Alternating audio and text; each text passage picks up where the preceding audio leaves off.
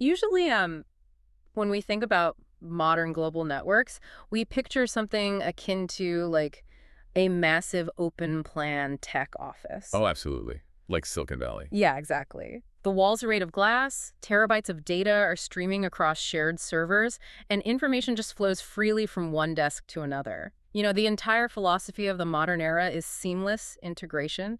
The idea is the more data you share, the stronger the collective awareness of the group is. Right. I mean, it relies on this assumption that pooling resources gives everyone this high-definition picture of the world. But then you look at how France handles its global intelligence network, and that open plan office just vanishes. I mean, they haven't built a glass pavilion at all. They've constructed a medieval stone A fortress. very heavily armed fortress. Seriously, they've drawn up the drawbridge, reinforced the walls, and dug an independent well deep into the bedrock of the courtyard. They're basically looking at the rest of the world and saying, we might be allies, we might even trade with you, but we are never, ever going to rely on your water supply to survive.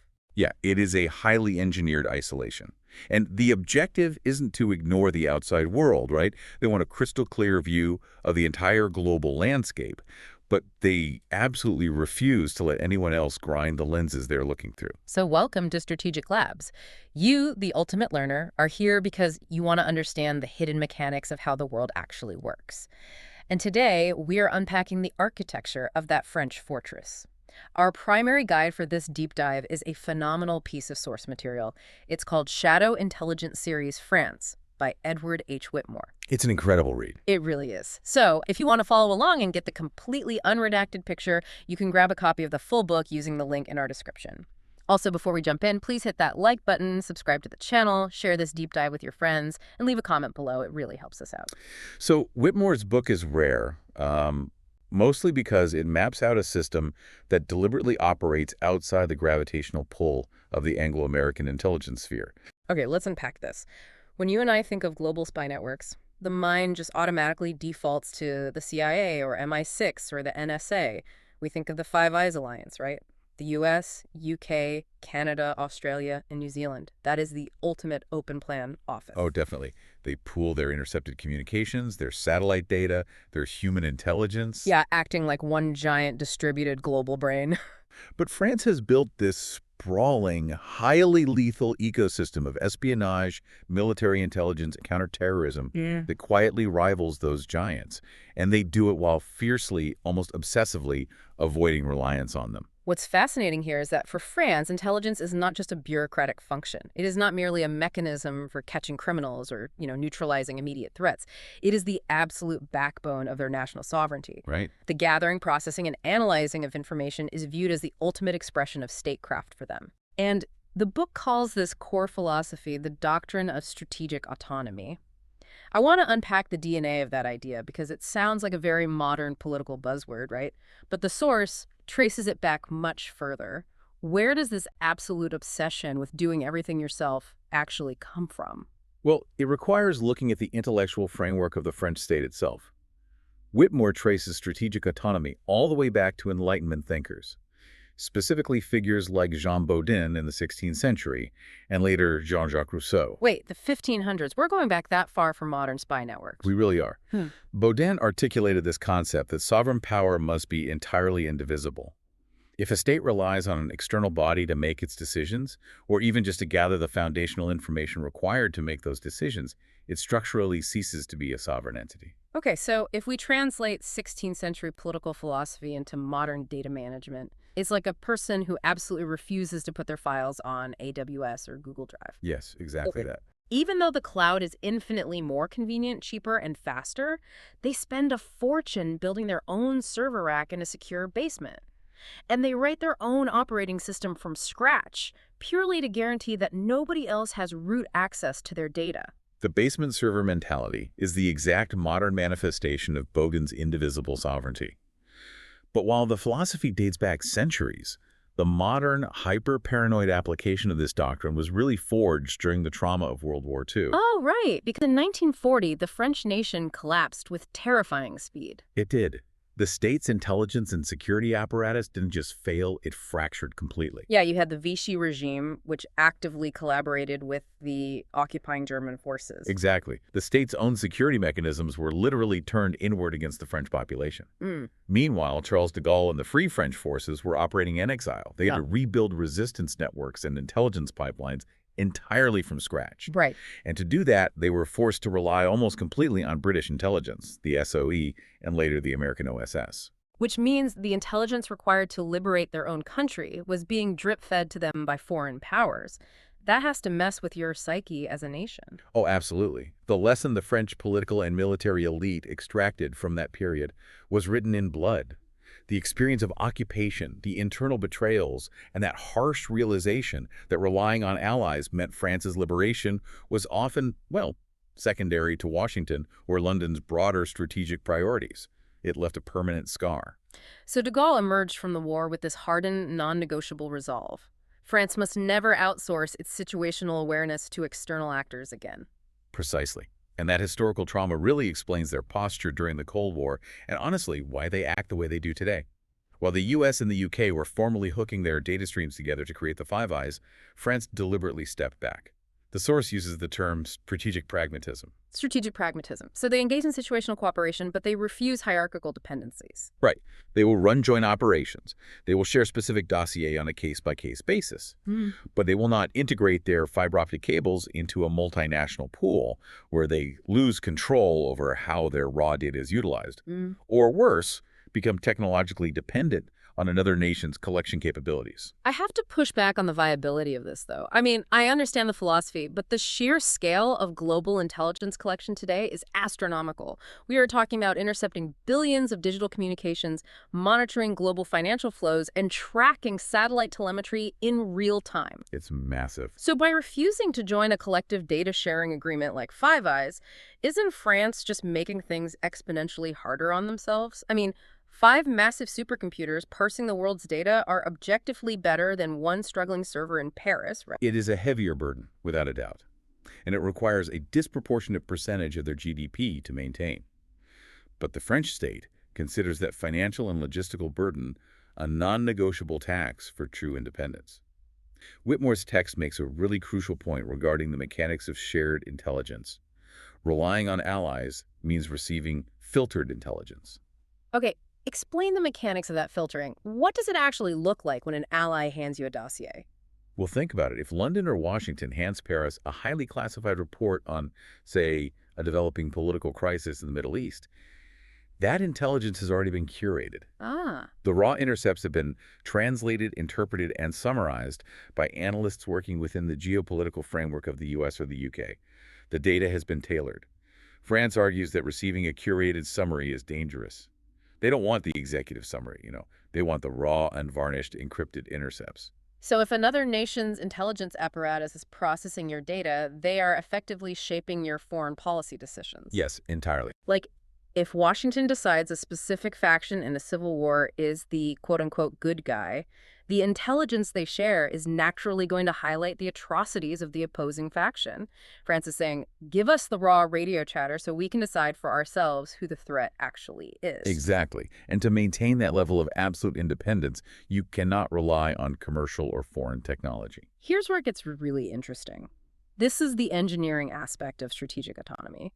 Because you can't just recruit and train your own human spies. You have to physically manufacture the tools they use. The source details France's obsession with technological and industrial independence. They are engineering the entire tech stack from the ground up. Technological sovereignty is the necessary twin to political sovereignty. So the French External Intelligence Agency, the DGSE, operates hand-in-hand with domestic industrial titans. We are talking about massive companies like Thales and Airbus Defense and Space. Wow. The DGSE does not buy off-the-shelf surveillance software from an American tech giant, nor do they use commercial encryption protocols developed in Silicon Valley. Because if you buy a silicon chip manufactured abroad or install routing software packaged by a foreign corporation, you have no mechanical certainty that there isn't a backdoor hard-coded into the architecture. Right, a backdoor that allows the manufacturer's host country to quietly siphon off your data. Exactly. So they build bespoke, quantum-resistant cryptography.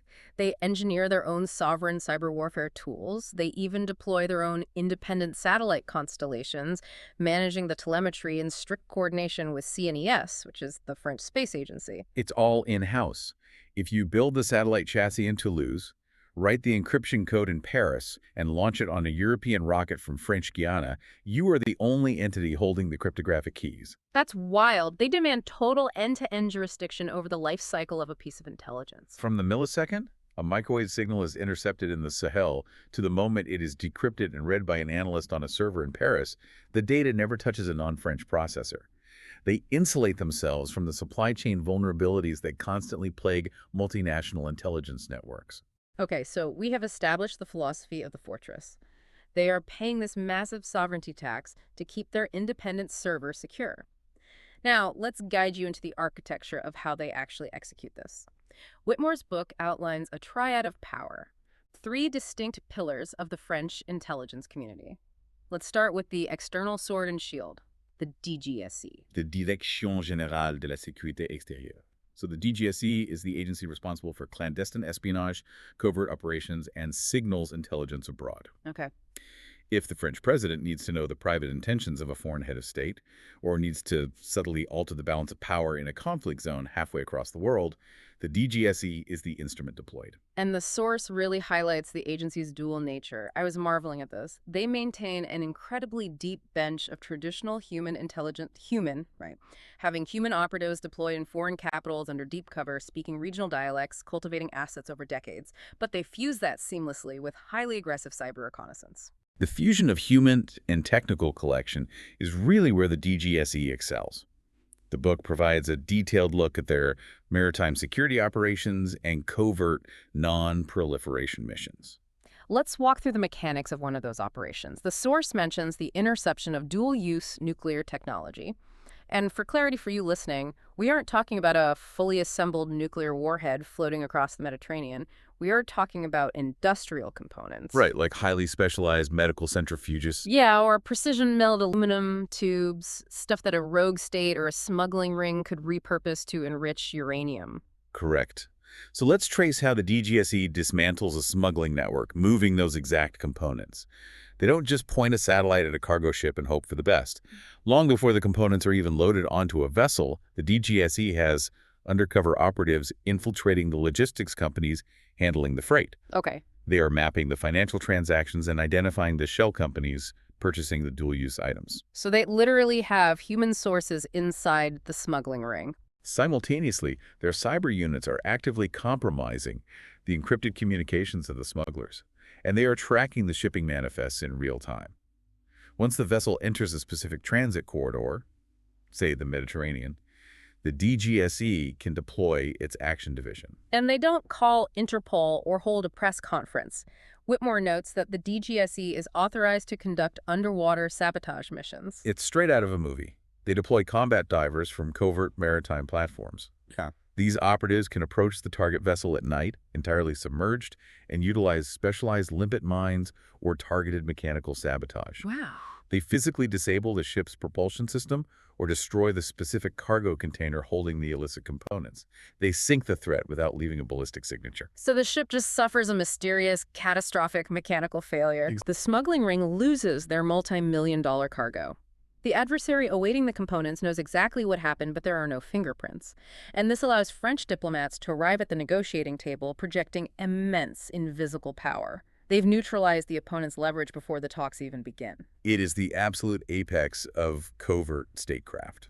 Now, if the DGSE is projecting power outward, the internal pillar, the protector of the domestic realm, is the DGSI, the Direction Générale de la Sécurité Intérieure. And this agency, in its current highly integrated form, was born out of a massive structural overhaul back in 2008 to confront a rapidly mutating threat landscape inside France's borders. Yeah, the DGSI handles counterespionage.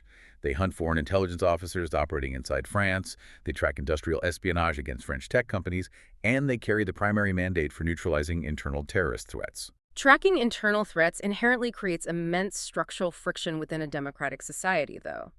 Whitmore's book dedicates substantial analysis to the 2017 internal security laws in France. These laws drastically expanded the DGSI's surveillance capabilities, granting them wider latitude to deploy algorithms and analyze metadata across domestic communication networks. The metadata debate. Let's break down the mechanics of what the DGSI is actually doing with metadata. They aren't necessarily listening to the audio of a phone call. They are utilizing algorithms to map the behavior surrounding the data. Yes. Who is calling whom at what time of night? Exactly. Are 5 encrypted devices suddenly pinging the same cell tower near a critical infrastructure site? The algorithm flags the anomaly. The book outlines the core tension here very impartially. The government's stance, which was really forged in the wake of mass casualty attacks, is that the DGSI requires these automated, algorithmic tools to detect the subtle digital precursors of radicalization before a physical plot materializes. Right. And then, conversely, civil rights organizations fundamentally oppose this, arguing that sweeping algorithmic surveillance constitutes a massive overreach. They point out that collecting bulk metadata invariably erodes the privacy of the civilian population and creates an apparatus ripe for the disproportionate targeting of political activists or minority groups. It is the fundamental tightrope of modern domestic intelligence. We aren't taking a side here, but that is the reality of the debate outlined in the book. So, moving to the third pillar of the triad, we have the military apparatus, the DRM. The Direction de Renseignement Militaire. The DRM exists precisely at the intersection of high-level geopolitical intelligence and kinetic military doctrine. Their mandate is to provide actionable, hyper-specific battlefield intelligence to the French armed forces. So they are doing the tactical stuff. Right. They manage France's geospatial intelligence, or GEOINT, analyzing satellite imagery to map terrain and track enemy troop movements, alongside tactical signals intelligence, intercepting localized radio frequencies in an active theater of war. We can look at the DRM almost like an API, right?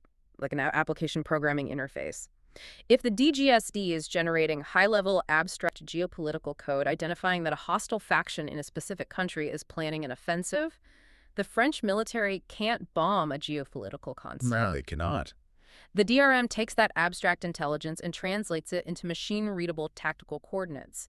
They process the high-level threat into specific latitudes, longitudes, and radio frequencies, so a French fighter jet or a special forces unit knows exactly where to strike. They are the nervous system. The DRM fuses drone video feeds, atmospheric data, and intercepted localized chatter to ensure that a French commander is operating with absolute situational dominance.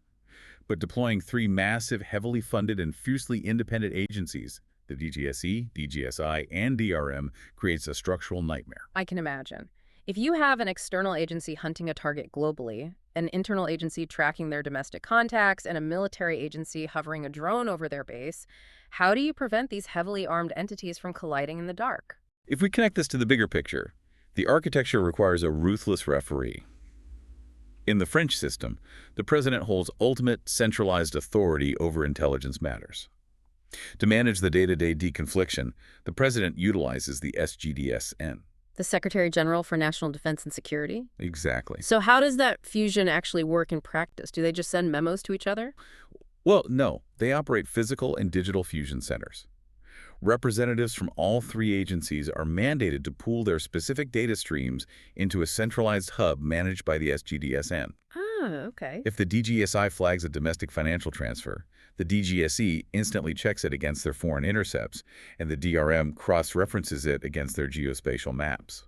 The SGDSN resolves jurisdictional overlaps, ensuring the triad operates as a synchronized machine rather than devolving into a cluster of territorial silos just hoarding information. Okay, so if France is spending billions building this massive, closed-loop intelligence machine, they can't just be testing it in a lab in Paris. Where does a system built on strategic autonomy actually meet the messy, violent reality of global conflict? Right. Whitmore's book points directly to the continent of Africa as their most complex and enduring proving ground. Yes. To understand the modern operational capacity of the DGSE and DRM in Africa, you really must map the deep, highly controversial historical roots of their presence. When the era of decolonization swept across Africa, France did not simply dismantle its colonial intelligence apparatus and return home. No, the infrastructure of empire didn't evaporate. It was repurposed. The source explains how colonial-era administrative networks seamlessly evolved into modern HUMET pipelines. Let's look at the mechanics of that transition because it's vital. During the colonial period, French administrators meticulously mapped tribal allegiances, local economic structures, and regional grievances to maintain control. They kept extensive ledgers, cultivated local informants, and intimately understood the linguistic and cultural nuances of the regions they occupied. So when a nation achieved independence, those colonial tax collectors, administrators, and military liaisons didn't just burn their ledgers. That incredibly granular human data was transferred directly into the operational files of French intelligence. The informant networks were just maintained. Exactly. And the book explores the resulting system, often referred to as France-Afrique. Following independence, the French state established highly classified bilateral defense and economic agreements with many of its former colonies. These agreements granted French intelligence unparalleled access and influence.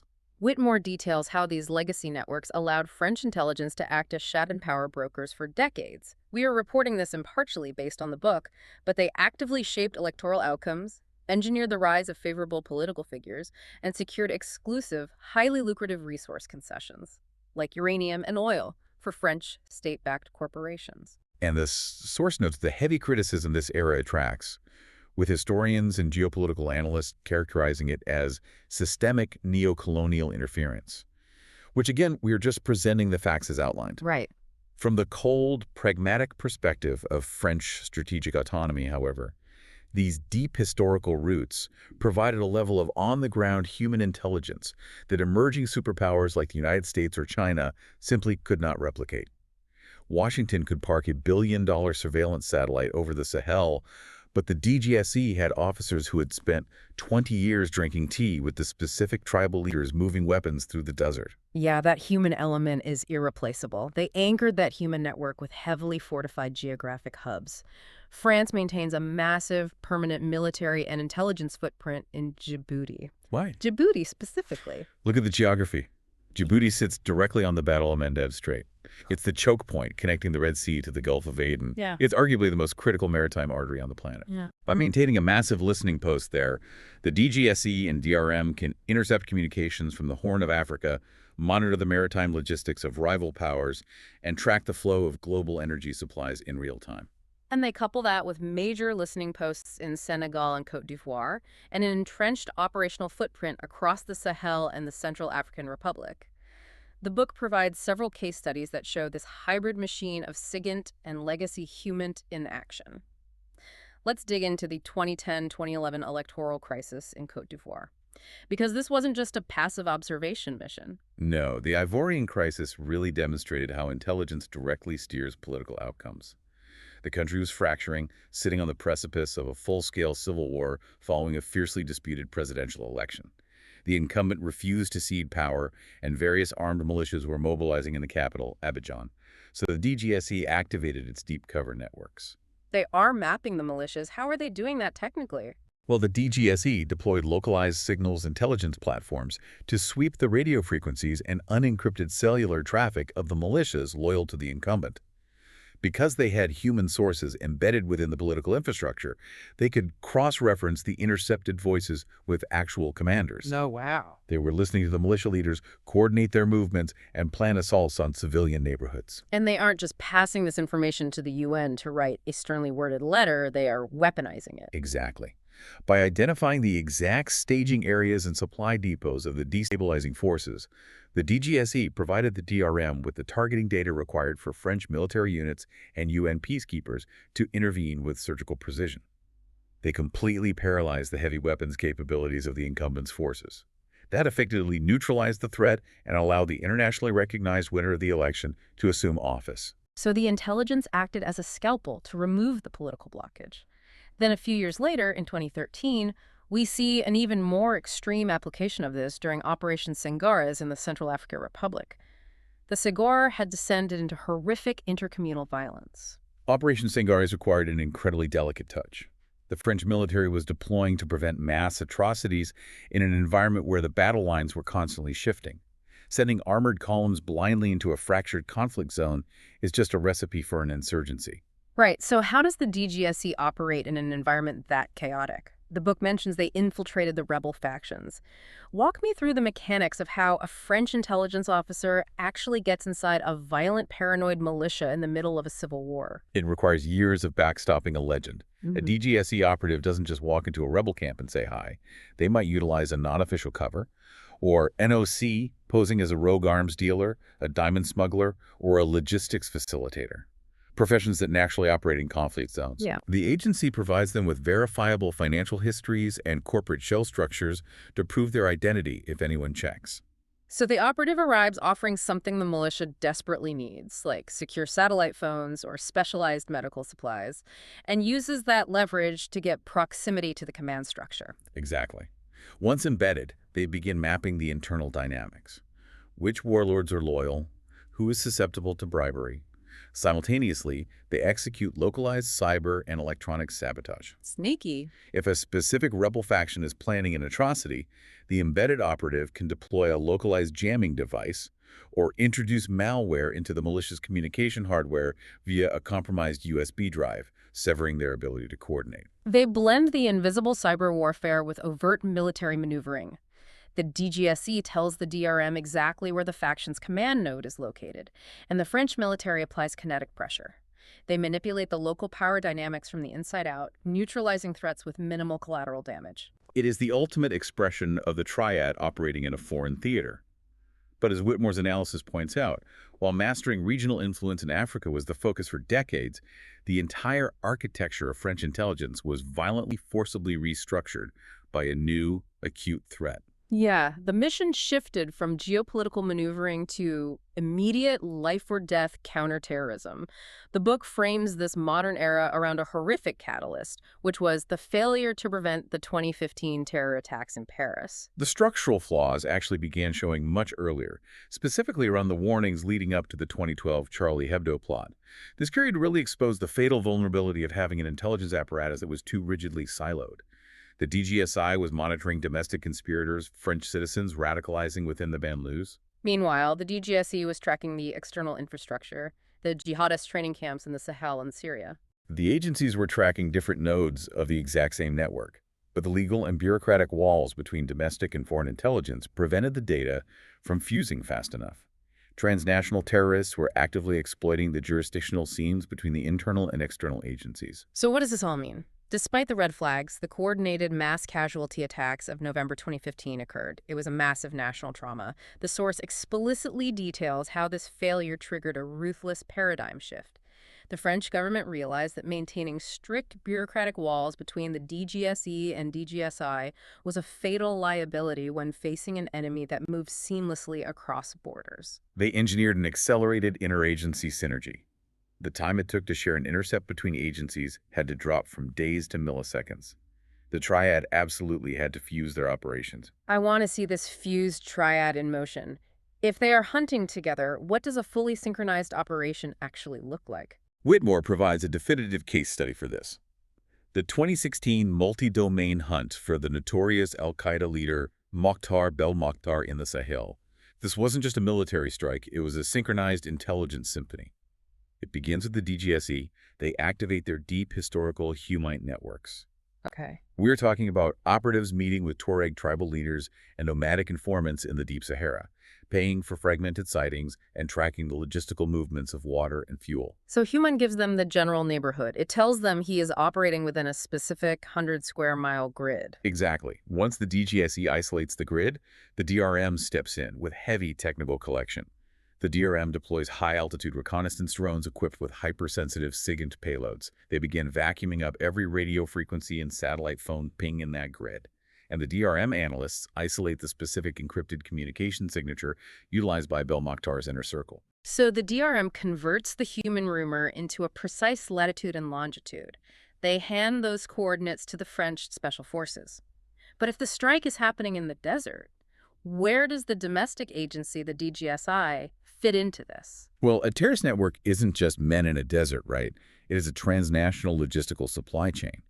While the DGSE and DRM are closing the physical net, the DGSI is actively hunting the network's financial and logistical support structures inside Europe. Ah, see. They're tracking the wire transfers moving through shell companies in Paris and monitoring the sympathizers attempting to smuggle night vision equipment out of Marseille. So the triad strikes the head of the snake in the desert while simultaneously amputating its financial limbs in Europe. It is a masterclass in cross-domain synchronization, and they apply that exact same synchronized architecture defensively during the UEFA Euro 2016 football championship. Oh man, the tension surrounding that tournament was suffocating. You had millions of fans pouring into open-air stadiums and fan zones across France mere months after the 2015 attacks.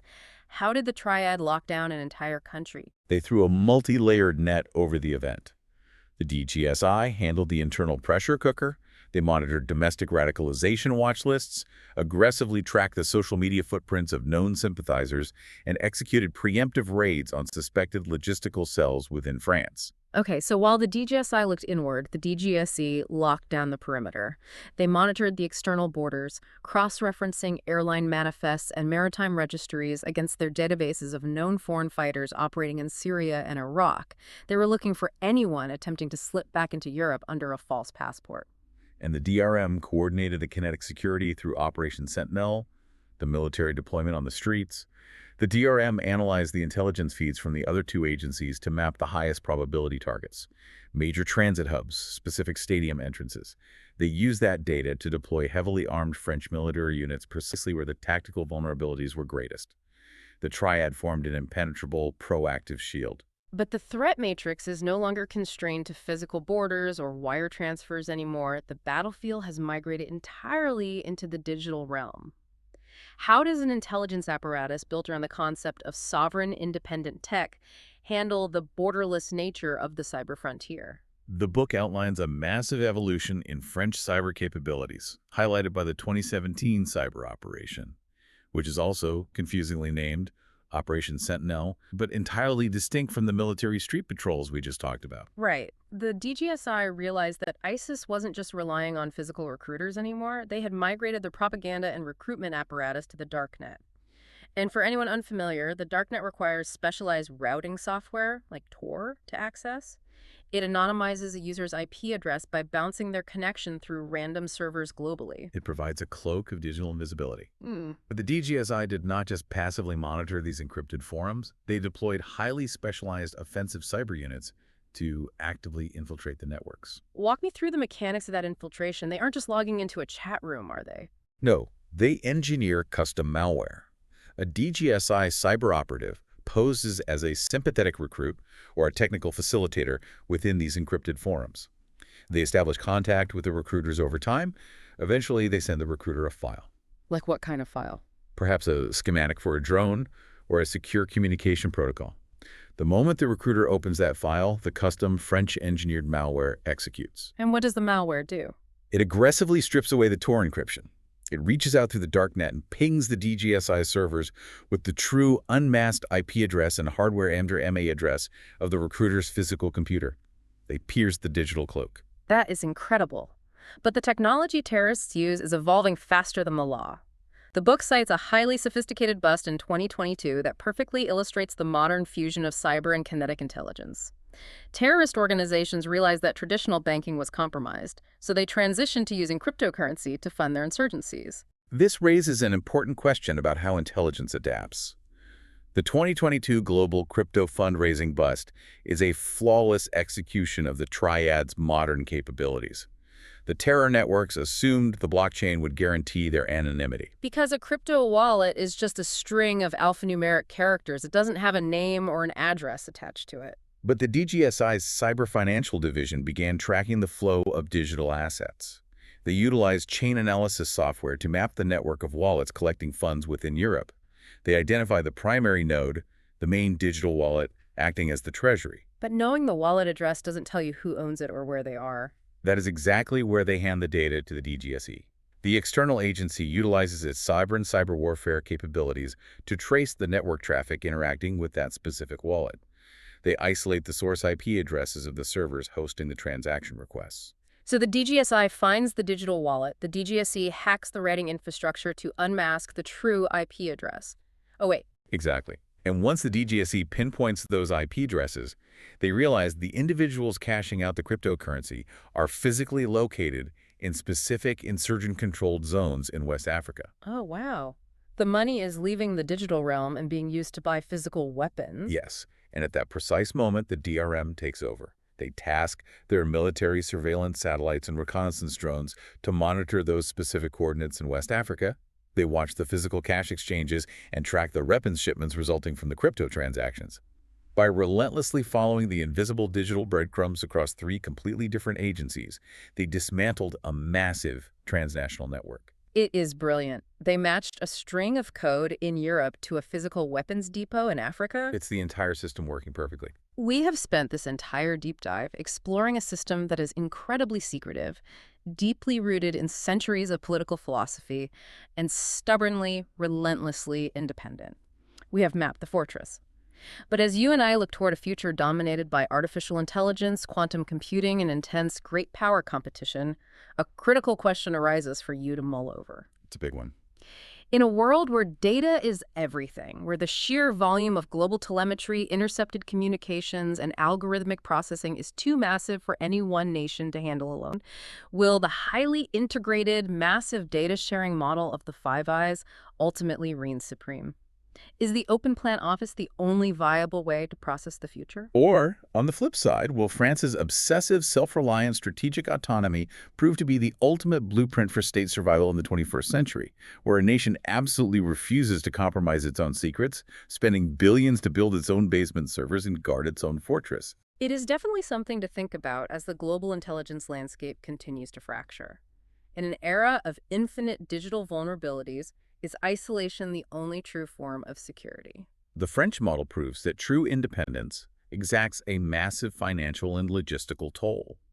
But they are gambling that when the next global crisis hits, owning your own infrastructure will be the difference between making your own decisions and having them made for you. A huge thank you to our expert for helping us map out this incredibly dense, fascinating architecture.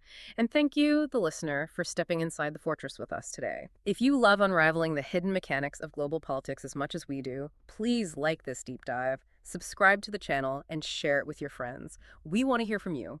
Leave a comment below. Do you think France's strategic autonomy is brilliant statecraft, or are they fighting a losing battle against the era of big data? Let us know. And don't forget to check the link in the description to purchase the full book, Shadow Intelligence Series France. Until next time, keep learning, keep questioning, and thank you for joining us at Strategic Labs.